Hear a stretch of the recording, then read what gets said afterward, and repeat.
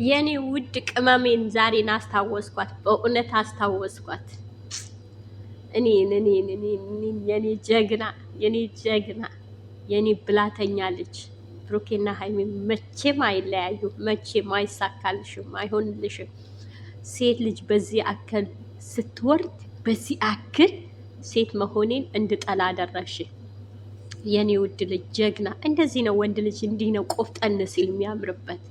ቆፍጣና እንደዚህ ነው እንጂ ታባቷ ካልተከበረች መከበር በከንፈር አለ። አንድ እብድ ነበረ ሰፈራችን ላይ፣ መከበር በከንፈር አለ። መጀመሪያ ሴቶቹ ይሰድቡታል። ሲሰድቡ መጀመሪያ መከበር በከንፈር በሆነ ነገር ይላቸውና ከዛ ሲጫጫውን መከበር በከንፈር። መጀመሪያ አፋችሁ ያላስከበራችሁት ማንም አያከብራችሁም አላቸው እና ራስሽን ያላስከበርሽው ማንም አያከብርሽም። አንቺ ወረድሽ እኮ በእውነት። እኛ ብዙ ሴት መጥቶ ሰርተዋል ከነሱ ጋር። እንዳንቺ አይነት ሴት አይቼም አላቅም። እንዳንቺ አይነት ሴት አላቅም፣ በእውነት አላቅም። እኔ ምን አይነት ሰው እንደላከሽም ምን አይነትም እንደሆንሽ አላቅም። አንቺማ አይንሽ አፍጥጠሽ አይንሽ በጨዋሽተሽ ነው ልጆቹ ለማበሳጫትና ምንቅርቅር ለማለት። አይሆንልሽም። ጸሎታችን የት ሄዶ? እንባችን የት ሄዶ? ድዋ የት ሄዶ? ይህን ሁሉን ቀን ሌሊት የእናቶች ጸሎት የት ሄዶ? የት ሄዶ? አንቺን በዛ ቤት ፎቶን የምታወርጂ ፎቶ አውርደሽ እዛ ጋር መሬት የምታረጊ ምን ስለሆንሽ ነው? ሻንጣዋን ምትነኪ። ሀይሚ ማለት እኮ የብዙዎቹ የስራ በር የከፈተች ጀግና፣ የኛ ቅመም፣ የትንሽ ትልቅ እግሯን ለማጠብ አታገኛትን ሀይሚ። ልንገርሽ እግሯን ሀይሚ ብትሄድ 10 ሀይሚ ይመጣል። ሀይሚና ብሩኬ መቼም አይለያዩም። ታያለሽ፣ አይንሽ እያየ ትኖሪያለሽ። እንደዚሁ እንደተቃጠልሽ እንደተንገበገብሽ። እኔ እንጃ ስራም ቢሆን አንቺ ኧረ የእናቶችን በቁጭ እንዳለልሽ ወቂ። በእውነት ሰላም ሰላም፣ ውድ ቤተሰቦቼ እንዴት ናችሁ? ሰላም ናችሁ ወይ? ዛሬ የበላኝ ቦታ አከኩት። የኔ ውድ ልጅ ጀግና አኩራሃል። እንዴት ናችሁ? ሰላም ናችሁ ወይ? ውድ ቤተሰቦቼ ሁሉን ሰላም፣ ሁሉን መልካም። እኔ ጋር ሰላም ነው። ሰላማችሁ ብዝት ይበልልኝ። ባላችሁበት ቦታ ሰላማችሁ ይብዛ። ሰብስክራይብ፣ ላይክ እያደረጋችሁኝ ያላችሁ ሼርም አድርጉልኝ። ለሼር የደረሳችሁ ሼር አድርጉልኝ። የኔ ውድ ቤተሰቦች ጉዞ ወደፊት። የሰራ አይዋረድም፣ የሰራ ይከበራል። በእውነት ሴትነታችን ማስከበር አለብን። ሴት ልጅ ስትከበር ነው። ሴት ልጅ ቆፍጠን ስትል ነው። ሴት ልጅ ቆፍጠን ስትል ነው። ሴት ልጅ ራሷን ስታስከብር ነው። ራሷን ካላስከበረች ማንም መንገደኛ ማያከብራትም፣ ማንም ማያከብራትም። ይሄ ራሷም የተከበረች አይደለችም።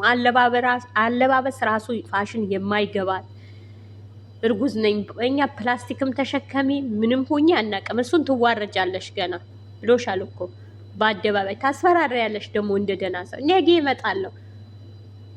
የሀይሚ ቤት አንቺ እውነቴ ነው የምልሽ፣ ለሰራተኝነት ታንሻቸዋለሽ። አንቺ ለሰራተኝነት ለነሱ ቤት እንደዚህ አይነት አትወረጂ፣ እንደዚህ ዝቃጭ አትሆኝ። እዛ እንዳንቺ ሞራል የሚሰጡሽ እኮ እንዳንቺ የወረዱ ሴቶች ናቸው። ኧረ በስመ አብ ሴት ልጅ ወልጃለሁ እኔ በእውነት ሴትም ሆኜ ሴት ልጅ ወልጃለሁ እንዳንቺ። ኧረ በስመ አብ ኧረ ተይ፣ ኧረ ተከበሪ። ሴት ልጅ ስትከበር ነው፣ ቆፍጠን ስትል ነው የወደፊት ልጅሽ።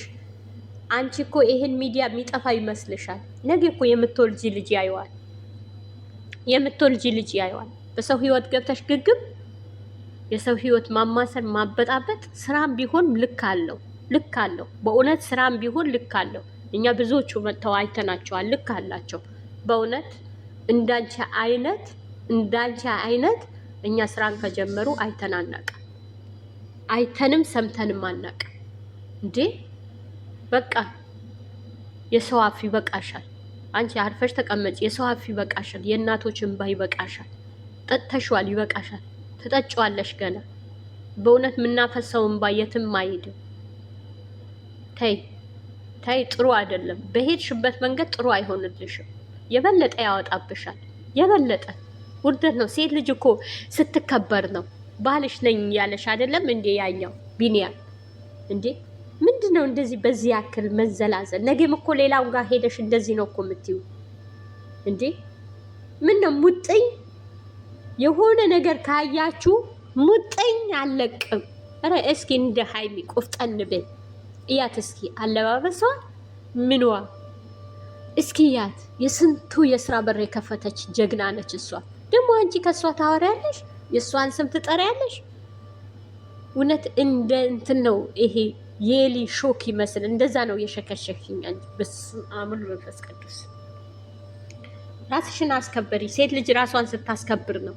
ራሷን ስታከብር ሴት ልጅ ማንም ይወዳታል። ተፈልጋ አትገኝም። የኔ በሆነች ይላል፣ የወንድሜ ባደረኳት ይላል። ሴቷ ራሱ የወንድሜ ባደረኳት ትላለች። ራስሽን የራስሽ ጽዳት የለሽ ምን የለሽ። እግዚአብሔር ይቅር ይበለኝ። እውነት እንዳንቺ እኔ አላውቅም። ደግሞ አንቺ ሚዲያ ላይ ትቀርቢያለሽ። የሚዲያም የምትሆኝ አይደለሽም ሲጀምር። በእውነት አንቺ የኩሽና ነሽ፣ የሚዲያ አይደለም። የኩሽና አፏ ራሱ ምን ትመስላለች? የኔ ሸበላ ደግሞ አታፍሪ እንደ ሀይሚ በእናትሽ ስሟን ስትጠሪ አታፍሪ? ኧረ በእናትሽ ስሟን እንዳትጠሪ። በአንቺ አፍ የምትጠራ አይደለችም። የልጅ ጀግና ነች። የብሩኬ ንግስት፣ የልጅ ጀግና። ከልጆቻችን ህይወት ውጪ፣ ምን ቅር ብለሽ ውጪ።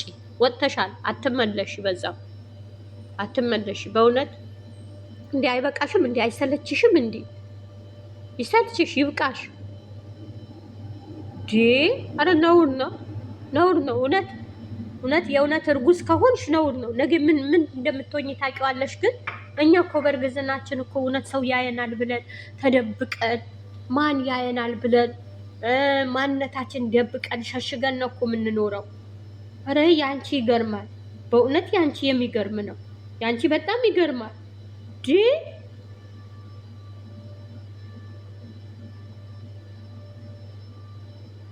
እንዴ አረ በጣም ያስጠላል። በጣም በጣም በጣም በጣም ነው የሚያስጠላ።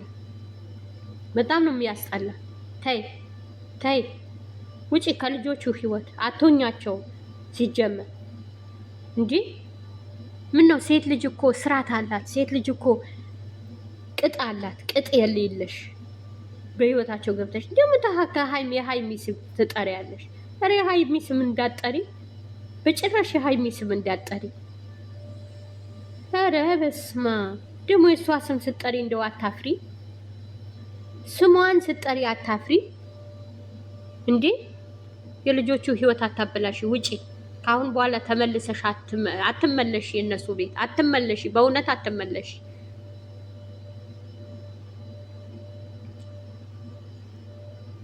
የኔ ውድ ቅመሜን ዛሬን አስታወስኳት። በእውነት አስታወስኳት። የኔ ጀግና የኔ ብላተኛ ልጅ ብሩኬና ሀይሚ መቼም አይለያዩ። መቼም አይሳካልሽም፣ አይሆንልሽም።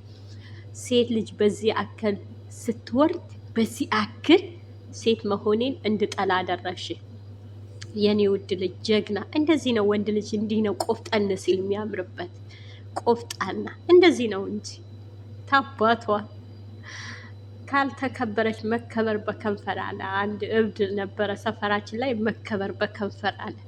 መጀመሪያ ሴቶቹ ይሰድቡታል። ሲሰድቡ መጀመሪያ መከበር በከንፈር በሆነ ነገር ይላቸውና ከዛ ሲጫጫውን መከበር በከንፈር። መጀመሪያ አፋችሁ ያላስከበራችሁት ማንም አያከብራችሁ ማለት